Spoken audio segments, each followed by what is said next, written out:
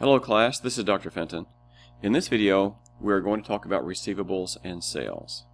We'll first start with a more detailed look at accounts receivable. Also, we'll get into recording entries for returns, allowances, and discounts as they relate to sales. Then we'll look at estimating bad debts and the entries that go along with those. That'll be followed by notes receivable. We'll see how to account for those and also how to compute the interest that we earn when we have a note receivable. Finally, we'll look at receivables analysis, and we have a couple of ratios that we will cover in that area. So let's get started. The first part is accounts receivable. Now, we saw this a couple of chapters ago, and you should know by now that whenever you see accounts receivable in the balance sheet, that represents how much customers or clients owe that money. Okay? And so just accounts receivable, you can click here for the definition, the amount of cash owed to the company by its customers from the sale of goods or services on account. So we can provide services today and collect the cash later. We can make a sale today and collect the cash later. Later, I mean maybe in a week, 2 weeks, a month, maybe 2 months. This is also called a credit sale. So let's click here, credit sales. Transfers of goods or services to a customer today while bearing the risk of collecting payment from that customer in the future. This is also known as sales on account or services on account. So whenever we have a credit sale, a sale on account or services on account, yes, we make the sale today, provide the service today, and the customer is agreeing to pay us later. We're taking a risk there. Hopefully our customers will pay us. Hopefully a good part of them will, but inevitably companies will have people who will not pay their bills, and so we'll have some bad debts, and we will account for that later. So let's go down here. This I have highlighted. Even though no cash is received at the time of the credit sale, the seller records revenue immediately once goods or services are provided to the customer. This is the accrual basis of accounting.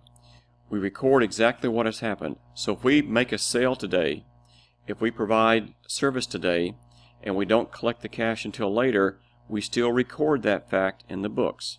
So what would that entry look like? Let's look at an example.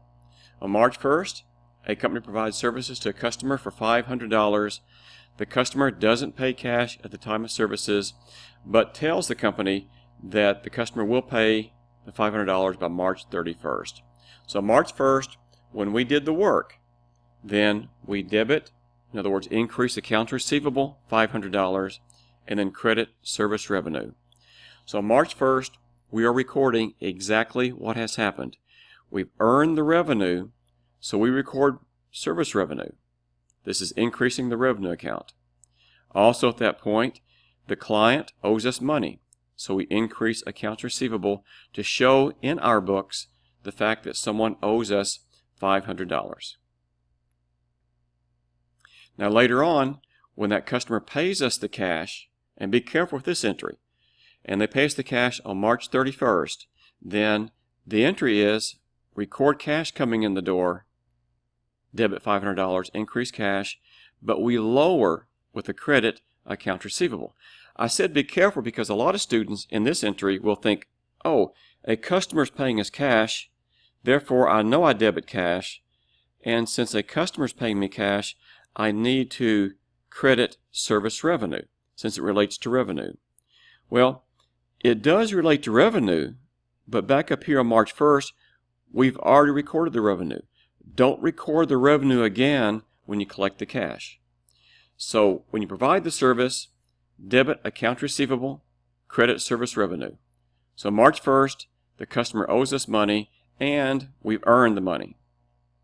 March 31st, when they pay us the cash, we are not doing more work for the customer.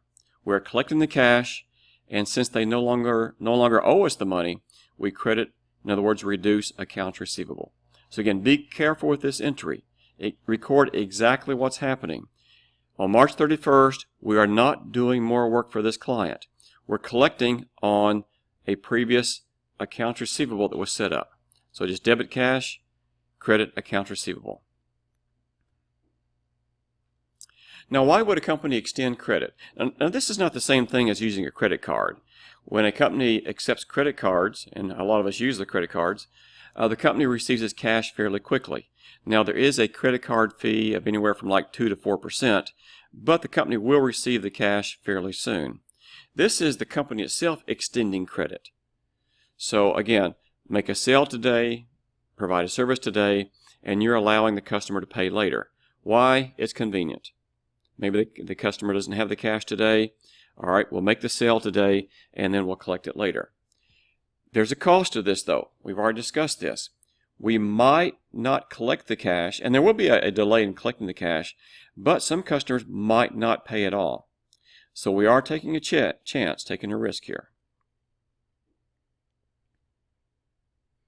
Okay, next section. Net revenues. This one's a little bit tricky. We have various discounts and returns allowances to talk about. So let's go ahead and look into this. First of all, trade discounts. Now, a trade discount is nothing more than a reduction in the price before the sale is made. So in this example, we're going to follow through in this section. We have the FYI, that's a nice name, FYI Laser Surgery Center, and they usually provide laser eye surgery for $3,000.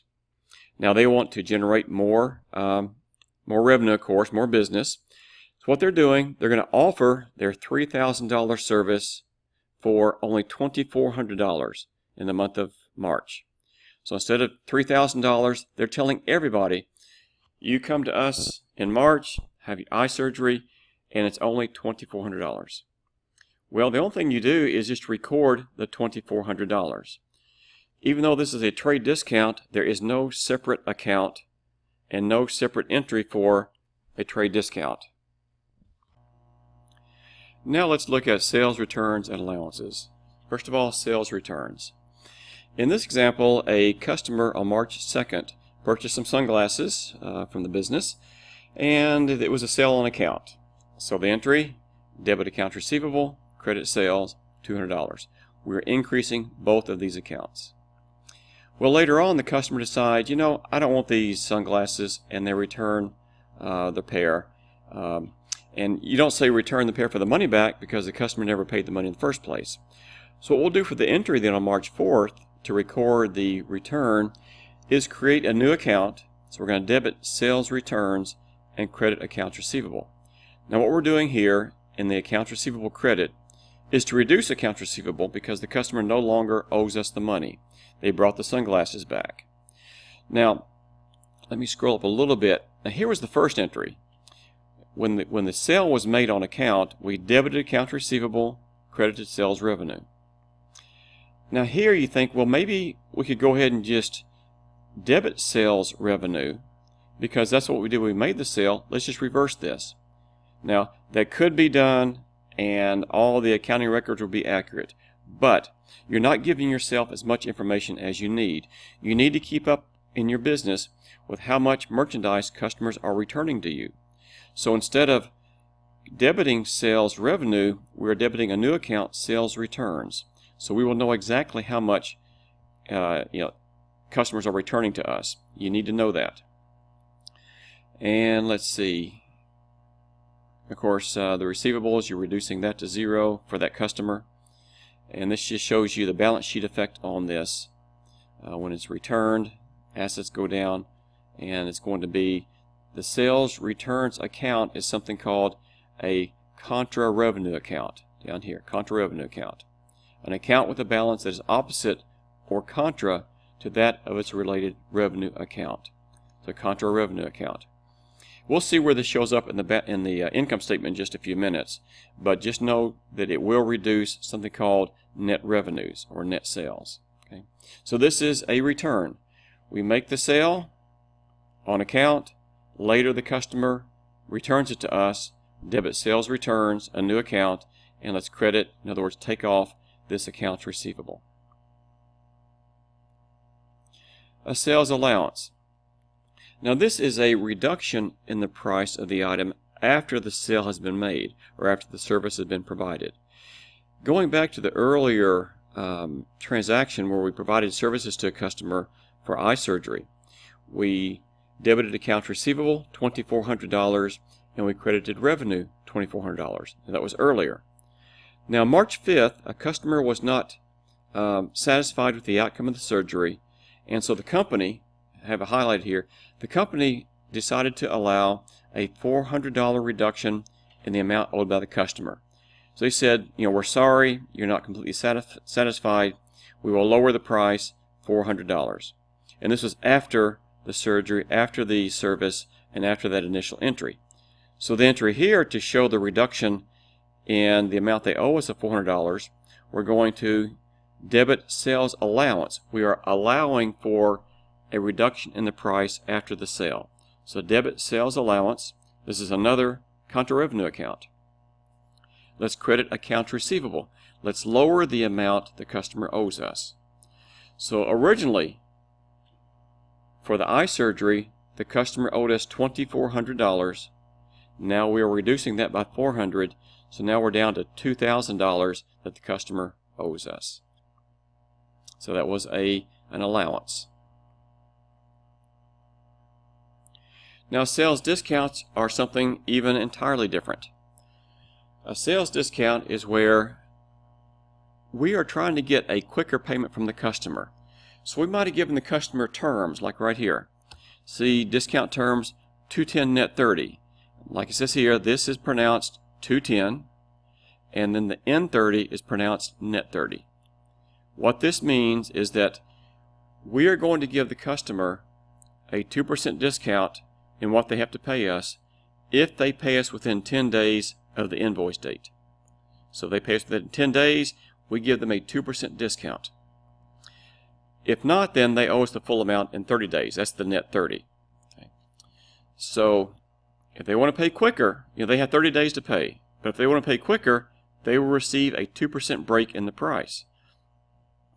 So let's see how we record this. Remember, we're dealing with the same customer who had the eye surgery, and it was $2,400. We reduced the price $400, so we're down to $2,000. And so what we do is calculate the discount on the amount they owe us, not the original amount. So if they owe us at this time $2,000, we're going to take $2,000 times 2%, that's the 210 net 30. So the discount will be $40. So the customer only has to pay us $1,960. They did owe us $2,000, but we gave them these terms. We said, you pay us within 10 days, we will give you a 2% break in the price.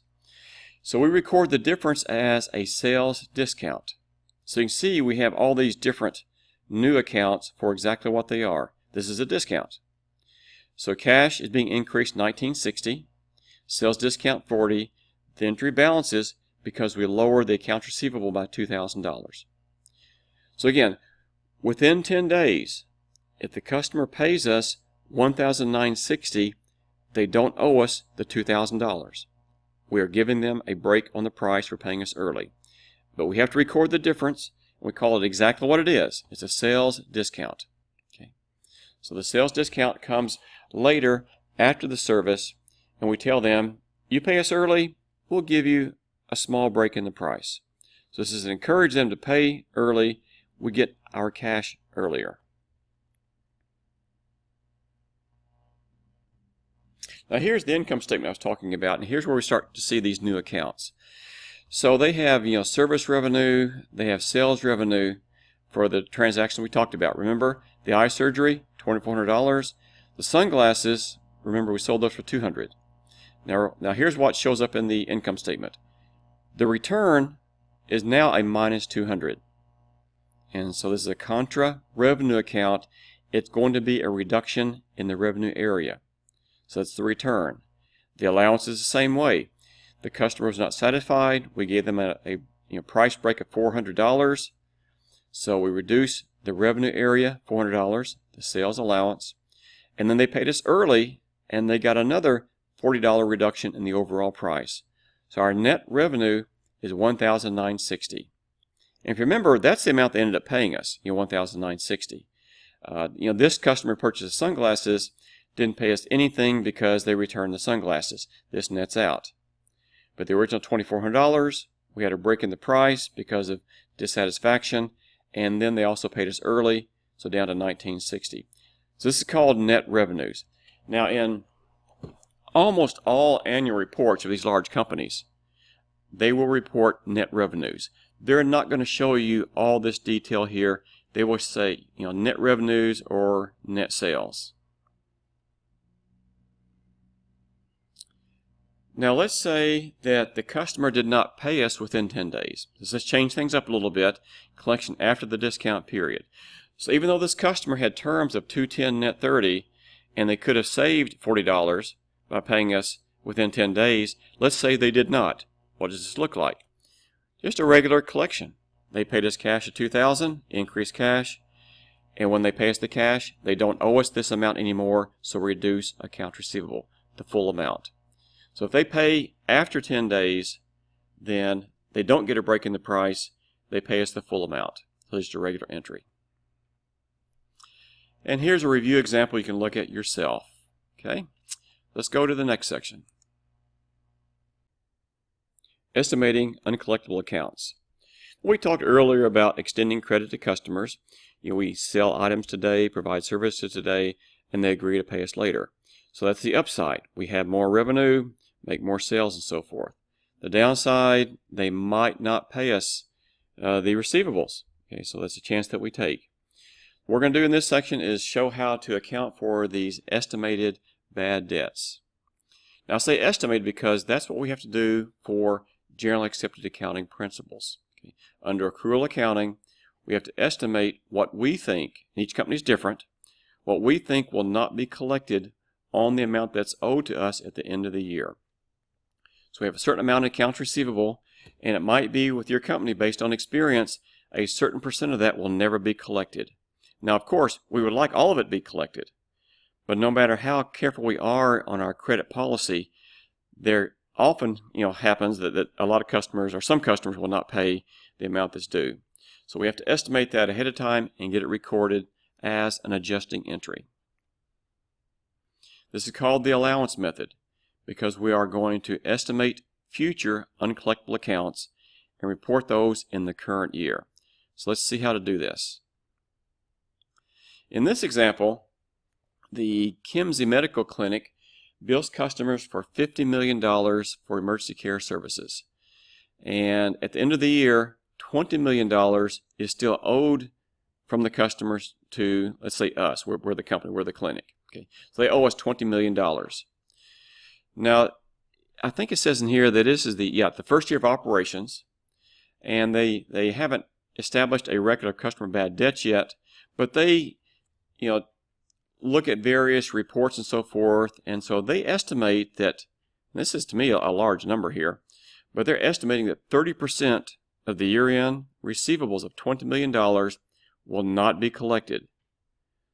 So this is a high number, 30% will not be collected. So of the $20 million, if we take that times 30%, we are saying we probably will not collect $6 million.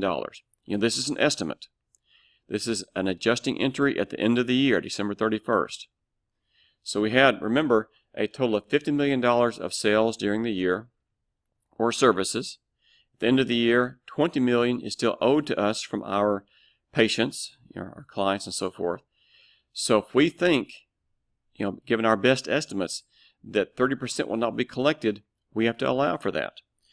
So the adjusting entry at the end of the year, let's debit bad debt expense, $6 million, and let's credit the allowance for uncollectible accounts account, $6 million. One thing I should point out here is, though, I said $6 million, even though this is just a 6 here and here. Now, whenever you look at a set of financial statements, always look towards the top and see what these numbers really are. So the dollars are in millions. So instead of writing out 6 zeros all the time behind all these, we're just putting the 6 down. So this is $6 million. In the same example up here, 20 million, they spelled it out. When it says in millions here, and there's a 6 there, this is $6 million. So once again, this is the adjusting entry at the end of the accounting period to estimate future bad debts. Based on what we believe, $6 million will not be collected in the next year, So since the revenue occurred this year, the $20 million occurred this year, we need to record the estimated bad debt expense this year. The allowance for uncollectible accounts. It is a contra asset account. Contra asset account. So it's a contra asset account representing the amounts of accounts receivable not expected to be collected. So whenever you see a balance in accounts, in allowance for uncollectible accounts, that's the amount we expect not to collect. And we report it in the balance sheet. It goes right under the accounts receivable number. We'll see that in a few minutes. It's a reduction in accounts receivable. Now this chart, let's take a look at it. Looks a little bit busy, but this is what we just talked about. In the year 2021, we had $50 million of credit sales during the whole year. This is a year right here. At the end of the year, this is December 31st, customers still owe us $20 million. But we estimate that $6 million will not be collected, but $14 should be collected. Okay, this is an estimate. Our balance sheet will look like this under current assets, and they're just showing, of course, a partial balance sheet, a partial current assets section, because you always show cash first. But anyway, accounts receivable shows the full amount our clients owe us. But based on our best estimate, we feel $6 million will not be collected, so we subtract that out, and so the net accounts receivable will be $14 million. Most large companies, when you look at the annual reports, will not show the detail of the full receivables and the allowance. They usually just show the net accounts receivable number right here, $14 million. Sometimes they call this accounts receivable, net, or they might call it net receivables. It all means the same thing. When you see the word net, they have already pulled away the allowance amount, and they're just showing us the amount that they fully expect to be collected from customers. And this $14 million here will be added to the other assets to help get total assets. Bad debt expense. This is an operating expense, just like any other expense. So it shows up in the income statement. List under expenses is bad debt expense, $6 million. Shows up in here. It bumps up our expenses and it lowers net income.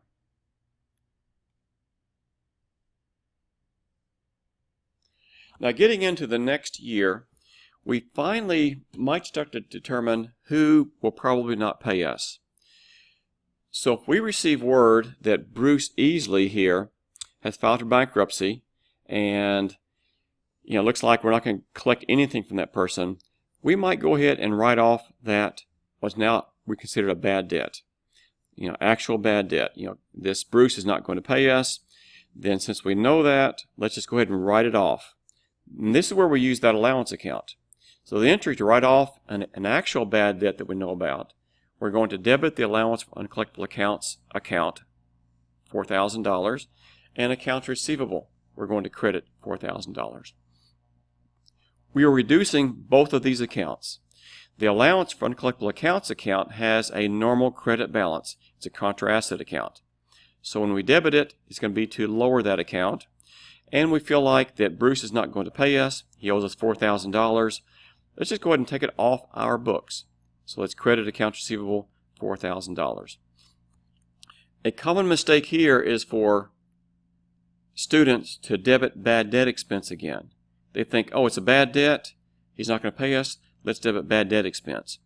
No, in the accrual basis of accounting, which is what we're using, you debit the bad debt expense account with an adjusting entry at the end of the year, in this case, end of the previous year. When you finally determine who is not going to pay us, you write off the bad debt, not by debiting the expense account again, but by debiting the allowance for uncollectible accounts. That's why we set that account up, to use it. Use it later on to write off the bad debts. So it clears Bruce's account off the books. We said, he's not going to pay us, let's take it off.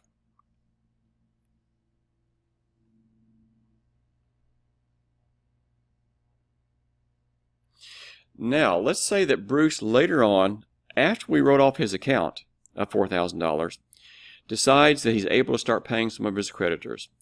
So if he comes to us and now pays us $1,000, and this is on the account that we did write off earlier, what we'll do is, let me go back up here. Let's reverse this entry, but only for the amount he pays us. He owed us, $4,000. We wrote off the entire amount. We didn't think we'd get a penny. He comes back later, and that was in February. Now in September, he decides to pay us $1,000. Reverse it. In other words, put back in $1,000 in accounts receivable. Place also into the accounts to the allowance for uncollectible accounts account $1,000. So you reverse the account titles only for $1,000, only for $1,000, the amount he is paying us. Now, he gave us the money. Now we can debit cash and credit accounts receivable like any other customer paying us. So if we write the account off, here's the entry. We wrote off the full amount. If he comes back later and pays us part of that, reverse the account titles here for the entry for the $1,000 and now make a regular cash collection on account entry.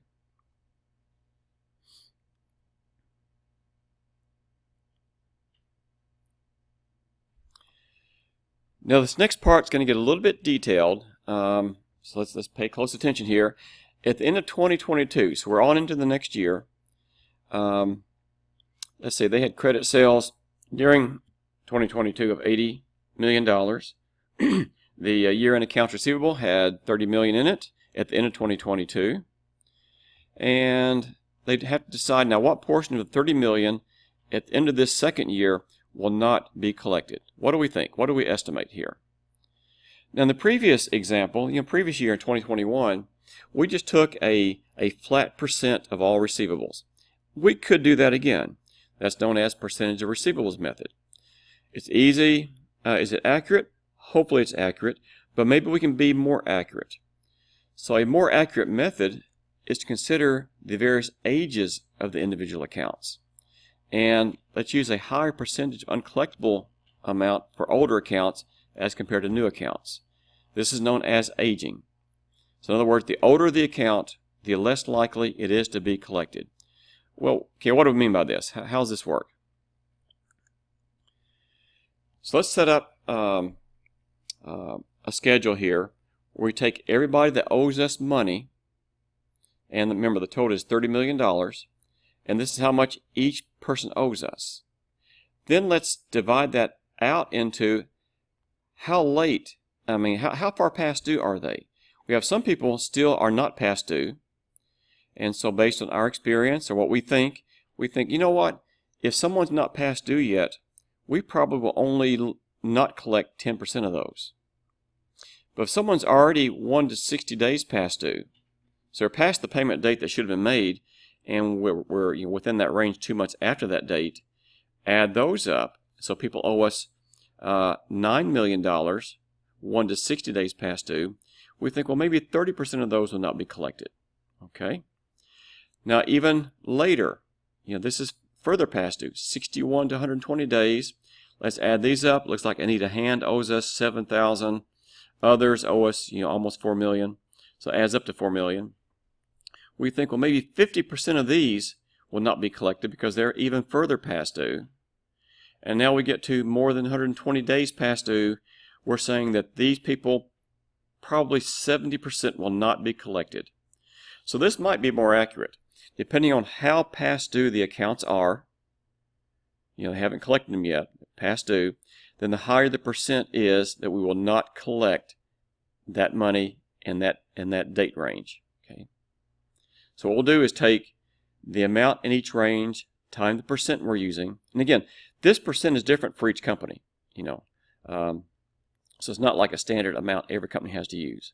But once the company decides on these percents for these past due numbers back here, multiply, and so add all this up. This means we expect not to collect $7 million.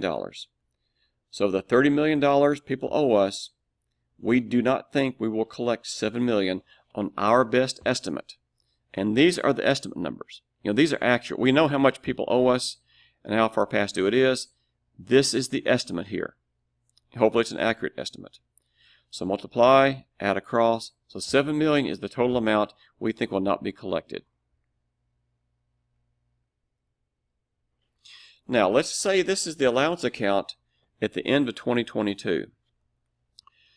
At the end of 2021, in other words, the beginning 2022 balance, we had $6 million in the account, and let's say we wrote off $4 million during the year.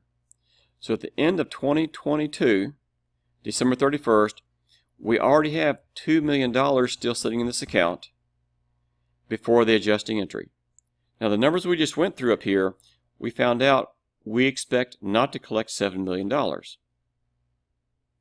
That means we want to have $7 million in this allowance account after the adjusting entry. Not before, but after. We have $2 million in it before. We need to come up with an amount for the adjusting entry that when we put that dollar amount here, we end up with $7 million in this account. So you can easily see we need to make an entry for $5 million. To take us from 2 to 7, we need to make an entry for $5 million. So here's the adjusting entry. We're going to debit bad debt expense, $5 million, and credit the allowance for uncollectible accounts account, $5 million. Okay. So again, end of 2021, we had $6 million in the account, and that's going into 2022. During the year, we wrote off $4 million. We have $2 million at December 31st, 2022 in the account before the adjusting entry. We want to have $7 million in the account. So to go from 2 to 7, only $5 million more dollars needs to be placed in this account. Okay. That's what this entry is for. Now the balance sheet at the end of 2022, this is what we're going to see. We're going to see accounts receivable, $30 million, less the allowance for uncollectible accounts, $7 million. So net receivables, $23 million. In the income statement, we're going to have bad debt expense, only $5 million. Not the 7, only 5.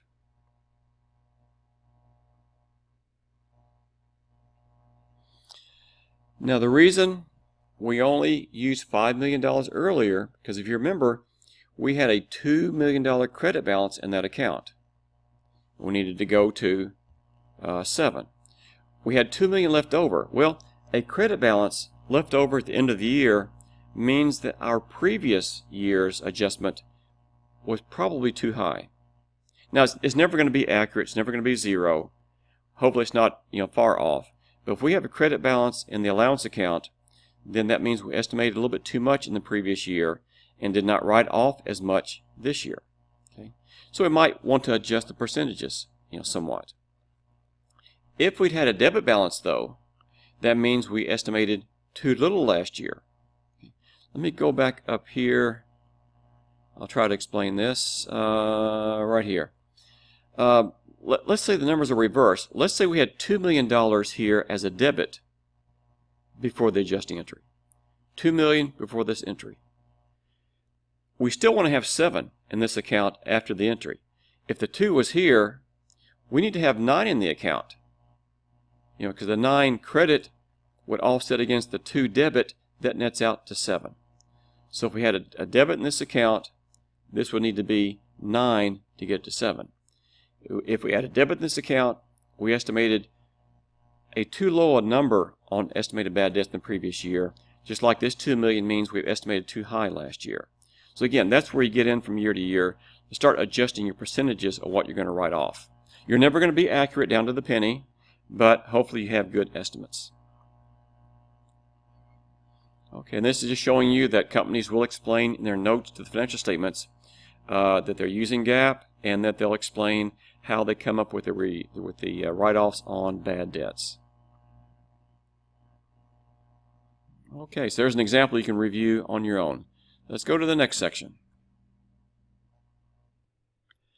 This covers the direct write-off method, and it's not part of GAAP. It's not part of Generally Accepted Accounting Principles. The only thing I want you to know about this is that, yes, there is a direct write-off method, and it's used mainly for tax purposes, not for financial accounting purposes. It's easier. You wait until you actually have someone who's not going to pay, and you write it off. I can show an entry down here on it. Like right here, you decide sometime during the year that someone's not going to pay you, and so you debit bad debt expense for that individual's amount, in this case $2,000, and then you credit accounts receivable. You don't use the allowance account. You don't have an adjusting entry at the end of the year. Now, we're not going to look at it any further. I just wanted you to know that there is a direct write-off method. It is used for tax purposes. And that's about it in this section. Now, notes receivable. Okay, let me...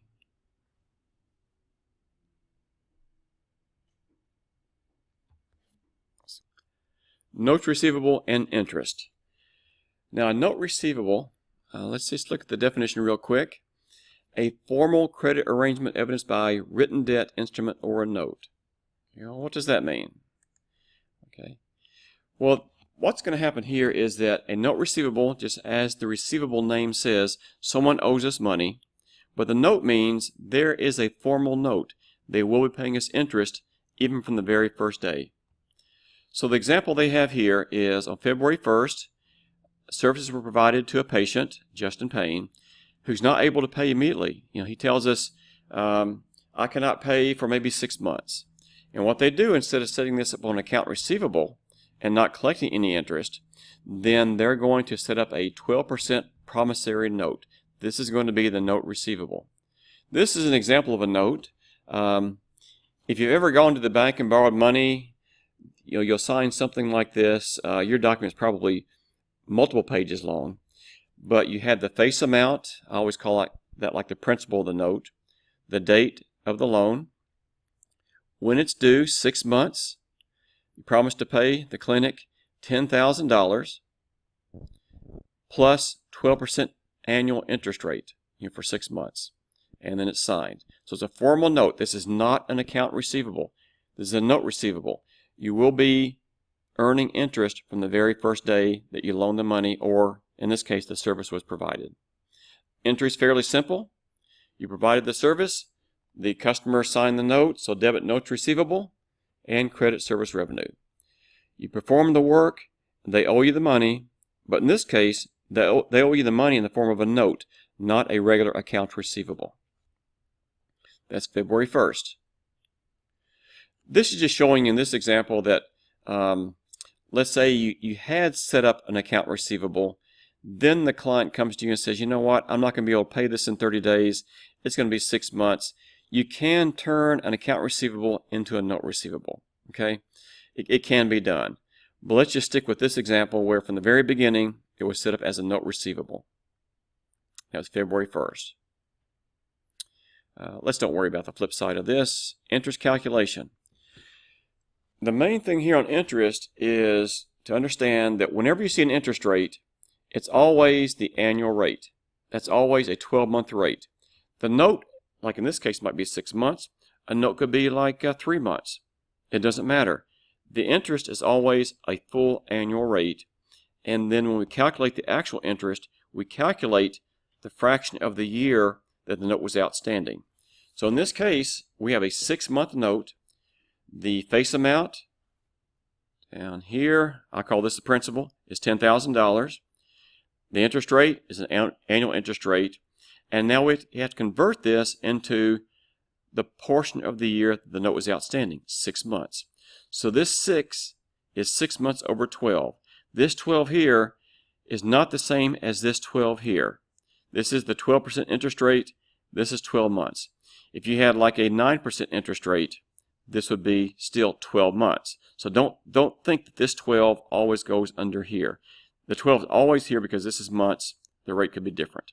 Anyway, make sure you memorize this formula. You'll use this for maybe throughout the rest of the course. I always like to call this the principal times the rate times the time period. So in this case, $10,000. The person owes us 12% annual rate. And when you multiply this out, make sure you put 0.12. 12% is 0.12 times 6 over 12, 1/2, same thing. Multiply that out, $600. So we are going to earn $600 on this 6-month note. Let's collect it. August 1st, here we are 6 months later.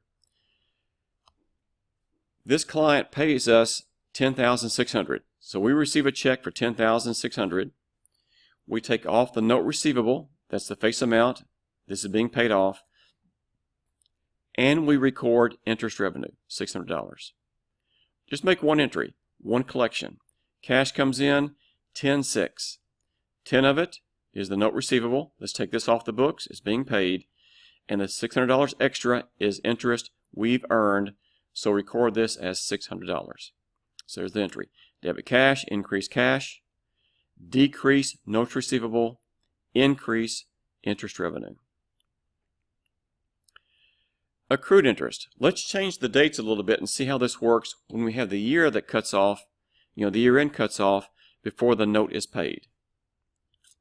So looking at this chart, let's say the note was issued on November 1st.